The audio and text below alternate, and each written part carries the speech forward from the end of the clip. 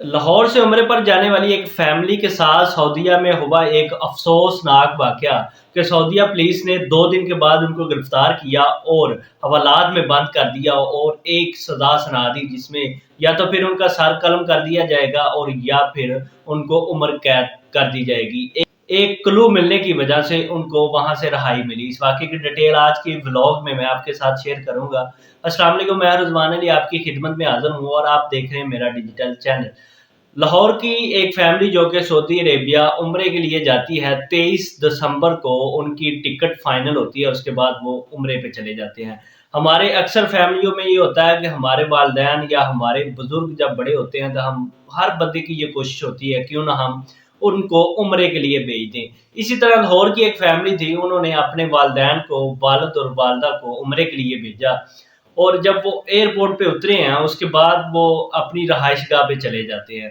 2 دن کے بعد سعودیہ کی پولیس آتی ہے اور ان دونوں کو گرفتار کر لیتی ہے، اس وجہ سے کہ ایک بیگ جو کہ ایئرپورٹ پہ چھوٹ گیا تھا ان کا، اس وجہ سے۔ اب بیگ کی جو کہانی ہے، اس بیگ کے اندر 2 کلو آئس تھی، جس کی وجہ سے ان کو گرفتار کیا گیا، اور آئس کی جو ان کی قانون کے مطابق جو سزا تھی وہ یا تو پھر سر قلم کرنے کی سزا تھی اور یا پھر کیا ہے، عمر قید کی سزا تھی۔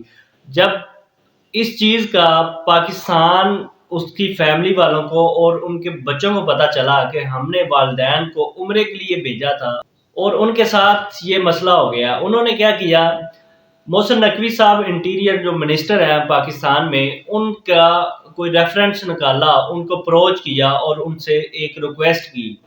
فیملی والے ان کے پاس جاتے ہیں اور محسن نقوی صاحب نے کیا کیا، انہوں نے سعودی گورنمنٹ سے رابطہ کر کے اس مسئلے کا حل نکالا۔ جب مسئلے کا حل نکلا، اس پہ انویسٹیگیشن پولیس نے کی تو ان کو رہا کر دیا گیا۔ رہا کرنے کے بعد وہ پاکستان آ جاتے ہیں۔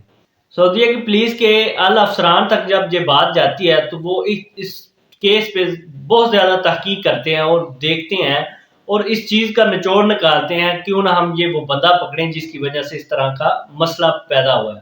اب انہوں نے کیا کیا جی، انہوں نے اپنے سٹاف میں سے جو ایئرپورٹ کی سیکیورٹی تھی ان میں سے 3 لوگ گرفتار کیے اسی کیس میں، اور ان تینوں کے ساتھ 6 لوگ اور وہاں سے جو ملوث تھے ان کو گرفتار کیا۔ ٹوٹل سعودی پولیس نے 9 جو ملزمان تھے ان کو گرفتار کیا جو کہ اس طرح کی حرکت کرتے تھے۔ ایئرپورٹ پہ جب اسی بندے کا نمبر اور بیگ نمبر لکھ کے اسی کے ساتھ کوئی نہ کوئی سامان وہ رکھ دیتے تھے، آگے وہ مشین میں سے گزر جاتا تھا۔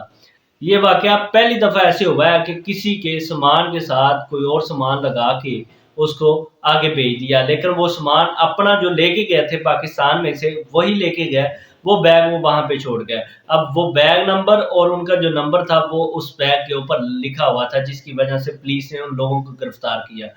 اس کے بعد ان کو رہا کر دیا، وہ پاکستان آ جاتے ہیں۔ اس ویڈیو میں میں لوگوں کو ایک میسج دینا چاہ رہا ہوں کہ جو لوگ اپنے والدین کو، اپنے بزرگ حضرات کو عمرے کے لیے بھیجتے ہیں تو ان کے ساتھ ایک ایسا بندہ جو کہ سمجھدار ہو وہ لازمی ہونا چاہیے، تاکہ اس طرح کا کوئی واقعہ ان کے ساتھ پیش نہ آ جائے۔ اس طرح کے ولاگ دیکھنے کے لیے میرے چینل کو سبسکرائب کریں۔ اللہ حافظ۔